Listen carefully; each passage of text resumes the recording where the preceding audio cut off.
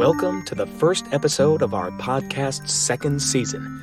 Scary but true campfire stories brought to you by Dudes Camping. Hosted and narrated by Matthew S. Newbold.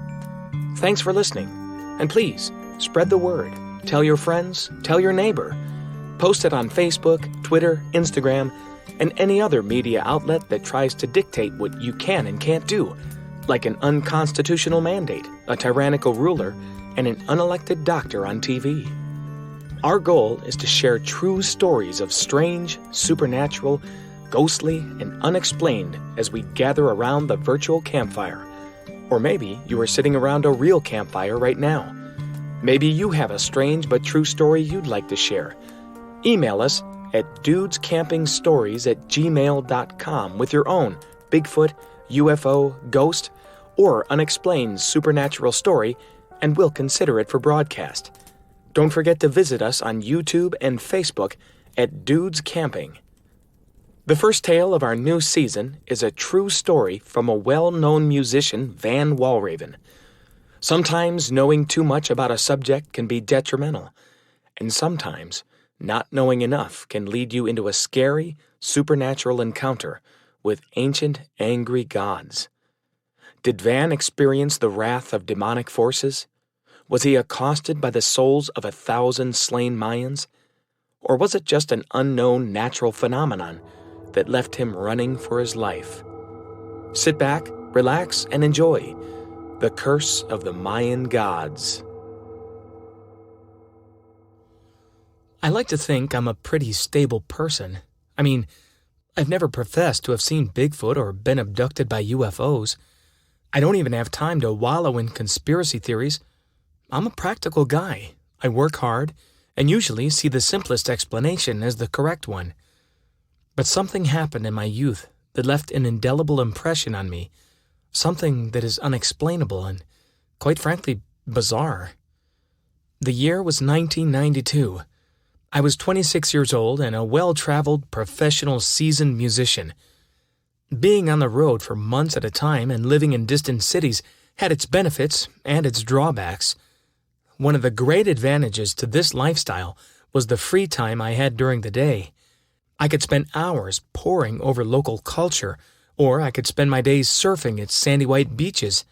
I could lounge in a patio chair at a local bar, read a complete book, and still have enough time to nap before playing at the nightclub. I lived a lifestyle that even the posh Great Gatsby would have envied. I loved the freedom and ability to pick up and move to another location at a moment's notice. But it also meant long-term relationships were much more difficult to maintain. So I usually avoided them and opted for the benefits of a short-term relationship instead. While working in Cancun, I met a girl at the Pat O'Brien's club where I was working. Her name was Katie, and she was from New Orleans. We'd been dating for just over 3 months. She was a petite brunette with inquisitive eyes and all the features you would expect to find in a girl interested in a musician at Pat O'Brien's. If I hadn't caught her eye as the entertainer that night, she would never have looked at me twice. Another benefit of being a traveling musician. There was plenty to do in Cancun. The nightlife was booming. The weather was perfect for bikinis and tank tops. We shared many walks on the beach, long days in the sun, swimming, snorkeling, and doing everything that tourists pay a considerable amount of money to do. Neither one of us drank alcohol or did drugs of any kind. We were just enjoying life like it was a permanent vacation. One of the interests that we roughly had in common was a fascination with the Mayan culture. Not just the superficial tourist fly-by-night and take some pictures interest, but a genuine enthusiasm for this very mysterious culture. Chichen Itza was only an hour-and-a-half drive from Cancun and was the archaeological site that epitomized the Mayans. After all, it was on all the postcards. I had read many archaeological books and articles about Mayan discoveries and mysteries unearthed, but she had never actually been to a Mayan site. I had made the drive 8 times before to visit the famous Castilla, as it is called. Really, a 4-sided pyramid-like structure with steps leading up to the top, where there was a stone slab, or altar. I figured it would be a perfect place for us to visit and spend the night in the small motel, the only accommodations for 50 miles at the time, and then drive back to civilization the next day. A great way for us to get to know each other better, in more ways than one. We drove an hour and a half from Cancun, stopping at a toll road along the way, and finally arriving at the small town adjacent to the archaeological site. We checked into a motel that felt like the contemporary interpretation of an Old West run-down cowboy stable. The room was the size of a large closet and smelled of dank, musty feet and cigarettes. Ragged green carpeting was peeling off the floor and left a visible brown path to the bathroom where countless other wayfarers had traipsed the only path that wasn't covered by the bed. We took one look at the mattress and began to regret our decision to stay overnight. I doubted much would be happening there, maybe not even sleep. We both agreed to set out while we could and see the site with another 7 hours of daylight. We threw our bags in the room, locked it, and walked the short distance to the entrance to the archaeological site known as Chichen Itza, or Chicken Pizza as we called it, because it was easier to say. The sun was scorching hot, and the 95% humidity intensified the uncomfortableness of the day. There was absolutely no wind or breeze to offer an ounce of respite for our unaccustomed American skin, and the jungle climate was absent of shade trees except for the surrounding thick wilderness. An area of vegetation had been cleared away for the tourist paths and the dig site, so we had to rely on sunscreen, sombreros, and sunglasses. Standing in line to pay the entrance fee, I noticed that the only thing separating us from the park was a chain-link fence about 5 feet high. I told Katie that we should just skip the fee and hop over the fence when nobody was looking.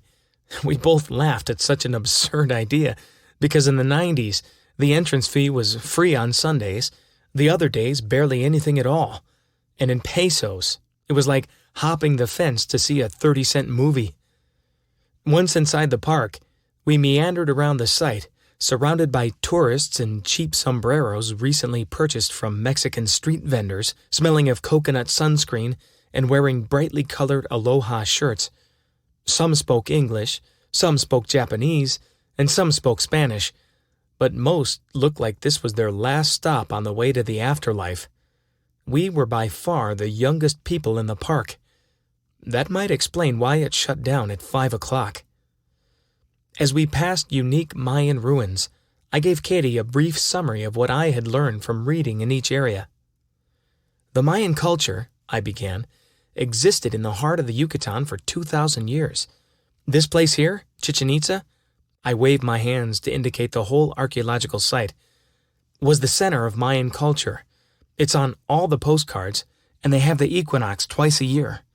The first pyramid was built around 700 AD and was the center of the city.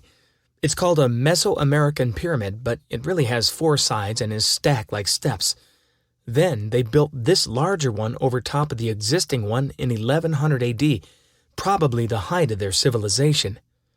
I pointed at the large structure in the center of the park. It is called the Castillo, which means the castle. Katie looked at the giant structure surrounded by crowds of flowered shirts and sombreros, then looked back at me in disbelief. "You're saying that the Mayans built this pyramid over top of another one? I don't remember reading about that," she said questioningly. "And why would they do such a thing?" I looked at her with complete conviction and fixed my gaze upon her in confidence. "Katie," I spoke like an experienced archaeologist, "I can assure you that the Castillo is built upon another, older pyramid." She looked at me with incredulity mingling her face. "And just how do you know that?" she returned. "I have seen it with my own eyes," I slowly stated, waiting for a gasp of admiration to come. It didn't. "You can tell me that story when we are done, then," she declared as she turned and walked toward the Castillo, leaving me abandoned to admire my own expert opinion. She didn't realize what a great adventure story I was about to recount after our tour. But a great story is only as good as the attentiveness of the listener. This story would have to wait until after dinner. Onward we trekked and stopped in front of a great stone-stepped structure that was almost 1,000 years old. At the time, this place was the seat of Mayan culture. I continued my brief lecture, pointing at the top of the pyramid. This was where they performed human sacrifices. Katie cringed at these words and said, "I've read that as just a myth." I replied, "Well, there are hieroglyphs showing that they would be sacrificed at the top of the pyramid and then rolled down the steps where the people at the bottom would then throng the body and toss it into the cenote over there." I pointed to a man-made well about 50 yards from where we were standing. I guess they discovered it in 1919, dove down pretty deep, and found countless numbers of bodies and skulls still covered in the jewels they adorned when sacrificed. "When they were murdered," she corrected me in disgust. "Yes, I guess we would call it murder by today's standards," I pontificated. But the Mayans were a proud and diminutive people, very fierce and brutal warriors. They would sacrifice the conquered tribes they had vanquished in battle. Katie's face turned sickly pale. "What if they ran out of those people?" she asked with displeasure. I could tell that I needed to get off this subject quickly, or her mind would never deviate from the brutality of this civilization, and I needed it to be elsewhere. When there were floods or famine, disease or drought, the Mayans thought the gods were angry at them. The high priest would simply come out and declare, "We need more humans to sacrifice." So they would go conquer a neighboring tribe and sacrifice the fallen warriors to appease their furious gods. When they ran out of people to conquer, they began choosing young virgin girls from their own population. "That's awful," she repulsed. I needed to wrap this up quickly because she was getting disgusted. "What?" I mused.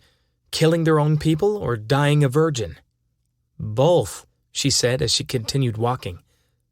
There was hope after all.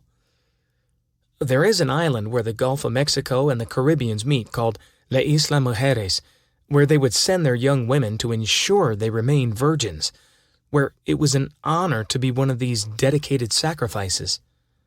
She looked as though about to retch, and that is when I knew that my lecture was over. There is a time when a man comprehends when to stop talking, and that day I discovered the advantage of ceasing an uncomfortable conversation for the sake of future benefits. We continued to explore the amazing archaeological site. There was a stone stadium with the most bewildering acoustics. You could stand on one side of the court and whisper something to a person on the opposite side of the court, and they would be able to hear it clear as day.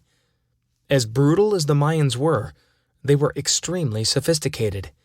They had invented a calendar devised from studying the stars that was much more accurate than the Gregorian calendar we use today. They were able to make some very interesting observations, and some of their calculations were extremely precise, like the world ending in 2012. Actually, that was just our foolish interpretation of a calendar that didn't go past 2012. The sun was beginning to wane, and we were both getting hungry. So we departed the grounds and walked back to the little town neighboring Chichen Itza.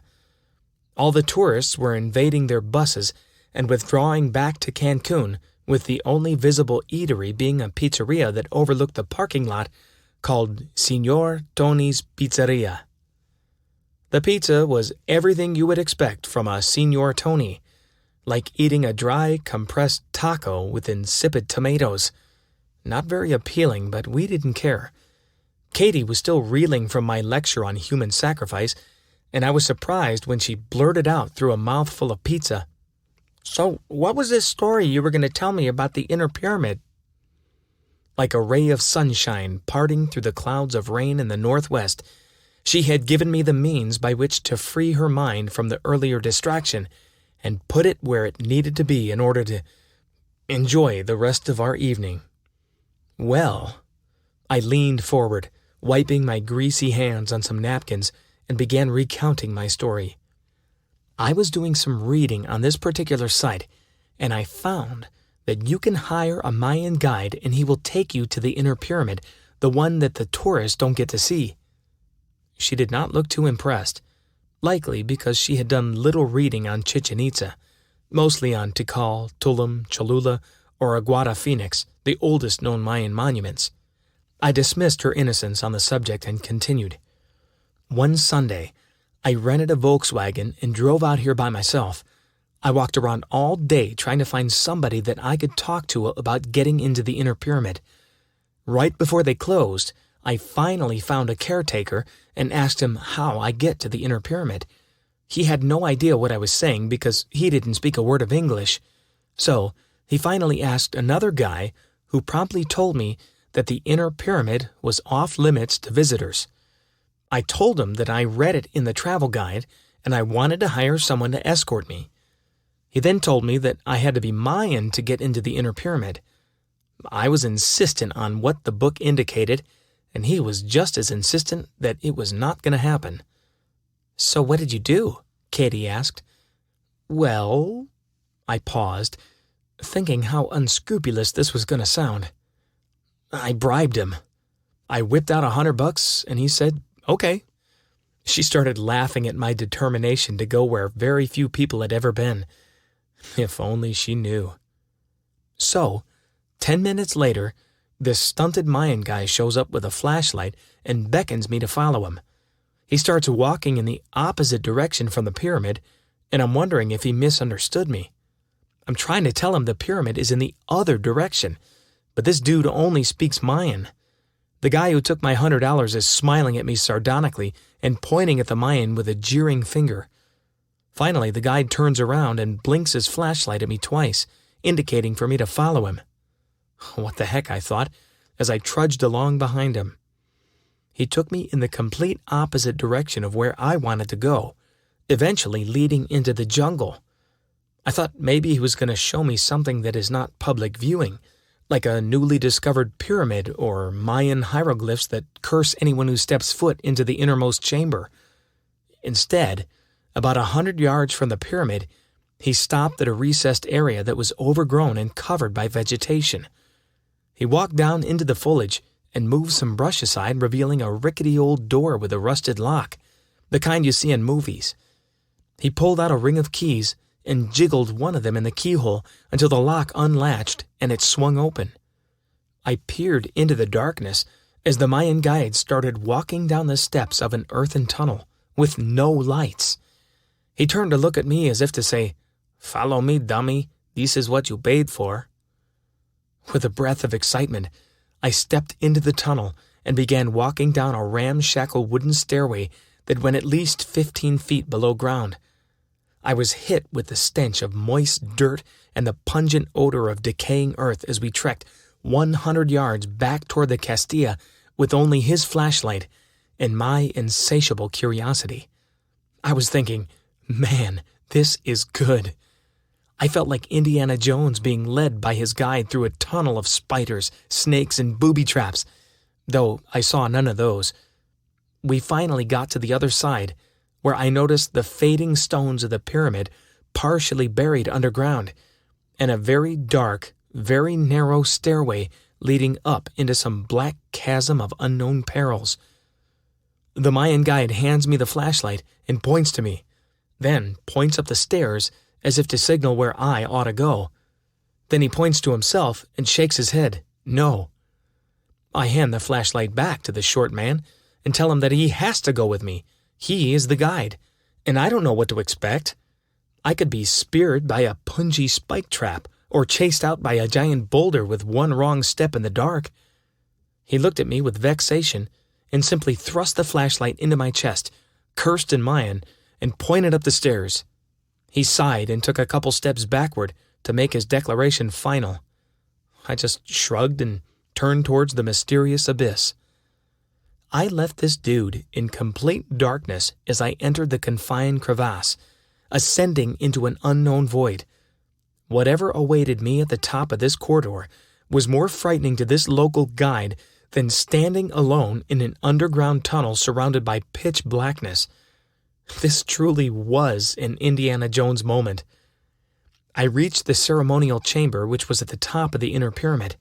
My heart was racing as I realized I was seeing something ancient and mysterious, something that very few people have ever seen. You could read about it in a book, but I was entering the inner chamber and seeing it with my own eyes. I emphasized these words and watched Katie's expression as she was completely enthralled by my story. She was gaping indistinctly at me, and I could tell she was imagining my narrative like a movie. When the interval in my account pulled her back to reality, she blinked several times and refocused her eyes. What did you see in there?" she asked. "I stepped into the chamber," I continued, lowering my voice for dramatic effect. "And it was like the whole room lit up. There were no windows and no doors except the one I entered through. I looked around, and the first thing I noticed was the paint on the walls." "Paint?" she asked skeptically. "Yes," I replied. "The paint everywhere else had been washed away with time, but in this room, I saw bright blue paint intermittently clinging to the walls. At one time, this room was probably inundated with color." "Is that all you saw?" she asked, disappointed. "No," I said. "No, I still haven't gotten to the best part." I continued as the wonderment was returning to her countenance. In the center of this compact room was the stone slab where the previous Mayans performed their ritualistic sacrifices. You could still see the stains of countless oblations.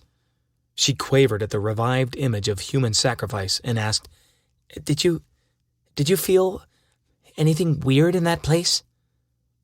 I had to think for a moment. Actually, I don't remember. I just remember being excited at what I was seeing, because next to the slab was something that I had read about, an artifact that some experts deny exists. But I saw it. I saw it with my own 2 eyes. "Yeah? What was that?" she asked, intrigued. "Well," I resumed with a pitch of expertise, "next to the slab was a very crude sculpture of a jaguar. I wouldn't even say it was a jaguar, more like a symbol of a jaguar. Very rudimentary, very primitive. But the eyes of this jaguar were set with 2 very large, very deep red rubies which glimmered and seemed to light up the whole room when I beamed the light on them." Katie's eyes lit up like the jaguar's at the mention of rubies. I really had her attention now. She was imagining whatever it is that women imagine when a man mentions rubies. Good thing I didn't mention diamonds. Rubies are the most precious gemstone in the world, and were not indigenous to the Western Hemisphere at this time. Those rubies were placed there by the Mayans before 1100 AD, and they had to have come from Europe. It's still a bit of a mystery, and there's not much consensus on this, but I saw the rubies in the eyes of the jaguar. She looked astonished at this declaration. "But America wasn't discovered by Europeans until 1492 by Christopher Columbus," she repeated the mainstream mindset of thinking. "Actually, there is a place in Newfoundland, Canada, that has proof the Vikings discovered the Americas 500 years before Columbus. It's called Ancestral Meadows and has the remains of 8 wooden structures left behind. Also, Icelandic stories tell of how Leif Erikson stumbled upon a new land far to the west in the 10th century. He called it Vinland the Good. And here's another mystery," I continued. "The sweet potato is native to South America." "Yeah," she said inquisitively. "Sweet potatoes have been found in the Polynesian culture as far as 1,000 years ago. How did they get there?" She said as she contemplated this modern archaeological mystery. She looked back at me and asked, "How do you know all this?" "Because I don't have a lot to do when I'm not playing music. I read." I smiled at her. I looked out the window and saw that it had grown dark as we sat and talked in the pizzeria. There was only us and a man behind the counter, probably Signor Tony. Outside, it was completely dark and deserted. Katie looked worried and asked, "How are we going to find our way back to our room? It's so dark out." I had been here so many times that I could find my way around with my eyes closed, but I brought a flashlight just in case. I showed her the small torch I had brought, which seemed to ease her mind. "Well, what do you want to do now?" she innocently asked. I had a pretty good idea of what I wanted to do, but the night was still young. I looked at my watch and choked. It was only 7:28. I was used to going to bed at 4 a.m. I really hadn't considered that there's nothing to do in Chichen Itza after dark. Unless... "You want to have some fun?" I asked. She looked at me furtively. "What do you mean by fun?" she inquired. "You want to sneak into the park? There's just a chain-link fence separating us from the site." I don't know if she thought this was a good idea or just considered that it was either that or sit in our dingy room for the next 6 hours watching Mexican television. "Why not?" She shrugged and stood up. "It sounds adventurous. I need a good adventure to brag about with my friends." Oh, really? I thought. Even Indiana Jones supplemented his adventures with a little intimate archaeology. We stepped outside to a deafening litany of bugs chirping, animals barking, and creatures squeaking in the surrounding jungle. I was taken aback by how loud it was. The darkness had brought on a chorus of amorous creatures competing to see who could be the loudest. I could tell the heat and humidity had not changed at the approach of nightfall and was still oppressive and muggy. We hopped the fence with ease and looked around to see if anybody saw us. There were no lights, no people, completely deserted. We had free rein of the famous Chichen Itza, and so we took advantage of it. We walked around the grounds with the flashlight beaming and no fear of being seen. The moon lit the jungle and the animals blared loud enough to cover any noise we made. The air was sultry and not a breeze was stirring in the trees or cooling us off. After the excitement of breaking the rules wore off, I couldn't see much advantage to wandering the grounds at night, since we already spent the whole day there. Our eyes had become accustomed to the dark, so we continued without the need for illumination of the flashlight. We walked over to the Castilla and climbed the steps to get a better perspective from the top. The serene view of the stars was magnificent amidst the chaos of the jungle below. We gazed at the sky and enjoyed a moment of romance. I kept thinking about the repulsive bed awaiting the terminus of this passionate train we had boarded. I looked around the top of the Mayan pyramid for a place to sit and saw only the stone slab in the ceremonial chamber. What the heck, I thought. If it doesn't freak her out, then I don't care. At least I know what happened on this slab.